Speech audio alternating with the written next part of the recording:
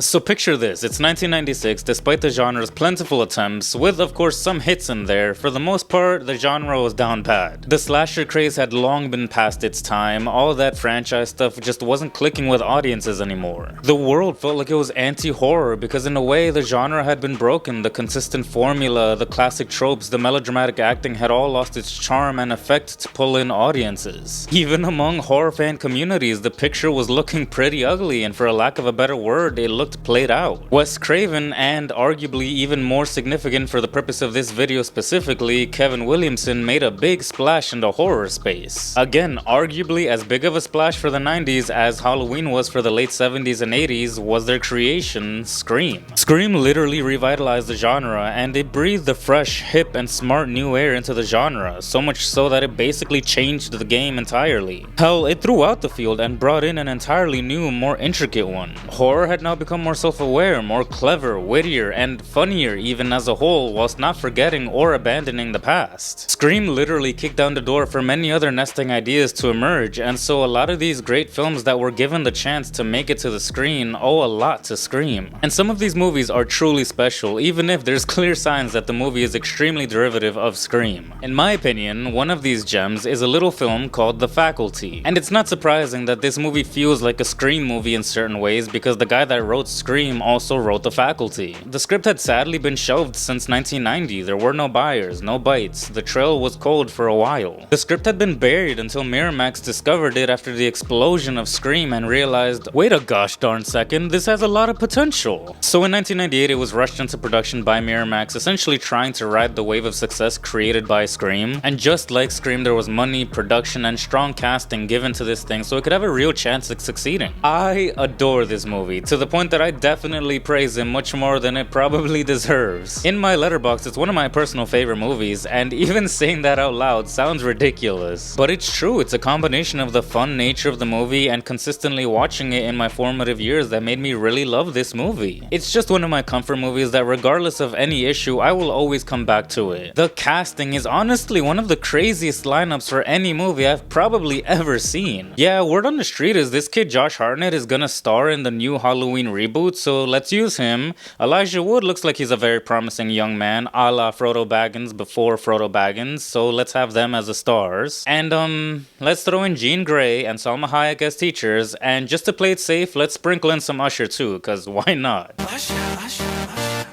Yeah, man. And most importantly, it's got horror darling Josh Hartnett's hair, with its ridiculous yet iconic look. I'm just goofing, cause as a kid, I really thought it was so cool. Anyway, two massive inspirations for this movie, which are very evident from the beginning of the movie, is Invasion of the Body Snatchers and The Thing. The difference being that it's modern for its time. It's an alien invasion set in an Ohio high school. The titular faculty are progressively being controlled by the alien, and it ends up being a fight for survival as these kids have to try and figure out how to save everyone or die trying. Perhaps most importantly, the movie is smart enough to pick the least regular kids in a high school setting as a device to make them less credible, because outside of them, no one will believe them. You have the stereotypical nerd, the outcast, the jock, the cheerleading captain, the bad boy, and of course, the new girl in town. And usually, I don't like when characters are written to just be caricatures, but that's literally the point of the film. They're supposed to be these caricatures that capture all these cliches that audiences can recognize. And while introducing them as such, they assimilate and end up being able to find camaraderie despite being so superficially different. It's cute. The target audience for this movie was younger people, so it serves as a good message even about being able to connect with others even if you don't think you'd be able to for various reasons. But what I like, and again credit to Kevin Williamson's brilliance, is that he takes all these cliches and subverts them in an organic way. The bad boy that was held back a year is actually a smarty pants. The outcast that seems to not care about anybody actually deeply cares about people. The nerd that gets bullied, la neta, él tiene agallas. The jock isn't academically gifted, but he wants to be, and that's different enough. So Williamson subverts expectations of how this will play out and who these people are. They're not just one-note individuals. And because of that, it makes this movie stand out among the other hundreds of high school horror movies. And aside from that, you give me any small town setting with small town folk where there's literally nothing to do besides watch your kids play football, and I'm already 70% sold. And like I was saying, Kevin Williamson was the king of the 90s for horror. his style was everywhere. Everybody wanted to work with him, and everybody that was a writer was trying to emulate his style. That's just how strong and effective his writing was. I'm gonna be honest, I personally think this is a superior script to I Know What You Did Last Summer.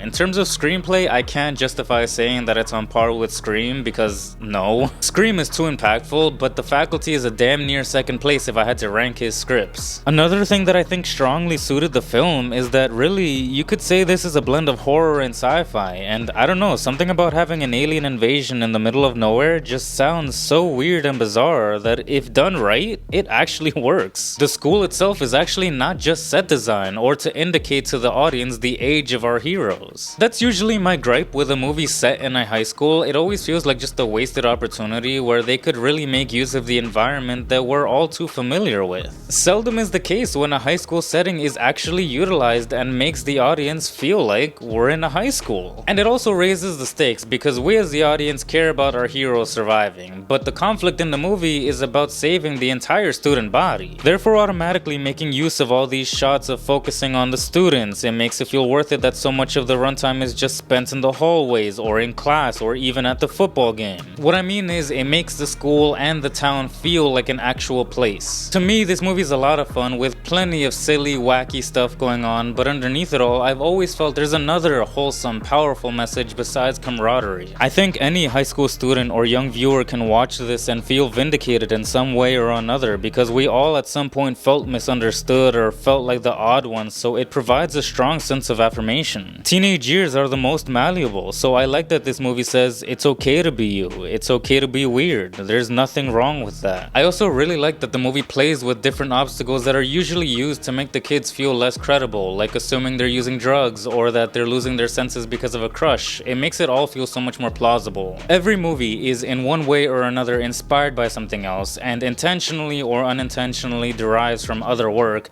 and while The Faculty isn't an exception to this, it never feels inauthentic. There's a reverence for the work that it takes inspiration from. John Carpenter's The Thing is in my top 4 favorite movies of all time, but the feeling of sincerity by which Robert Rodriguez uses that imagery never feels like he's just blatantly robbing it. The McCready test, the head crawling around, it's all there, but it all feels like it makes sense in this story. I also like the feeling of paranoia and horror elements in the film. I get the criticism that for like the first third of the runtime not much happens. Again, personal bias covers a lot of that for me, but once the kids realize their situation, I feel the tension is consistent and the expert playfulness of the movie to make you question if the next time you see a character is infected or not is brilliant. The effects, okay, I'm a defender of the effects of this movie. I get it, it looks stinky in certain situations, but usually those are really short moments, and let's be honest, it's primitive CGI. Like, the practical effects of the film still hold up, it's the dated CG that is one of the biggest criticisms, and like, fine, sure, yeah, I guess it looks bad for almost 30 years later. There's also something so cozy about how this movie is shot. The actors look really good in this camera. It just really suits the aesthetic of the time of which this was made. And personally, Robert Patrick as Coach Willis is one of the most iconic villains from that era. He's frightening, cold, and unnervingly suave, all the makings for a great antagonist force. It teeters into being corny, but I can't help it. I like the character development of all the characters. The light, not so serious tone of this thing matches perfectly with the end results of these characters, and dare I say, it's cathartic to see them get that individuality they were pushing for. Except, dude, I know you were held back here, so I'm assuming you're over 18, but damn. That woman is a predator. And as much as I do like the arc for all these characters, I think my only complaint for the film is that despite its light tone, it's kinda ridiculous that all of this happened and it gets treated as like this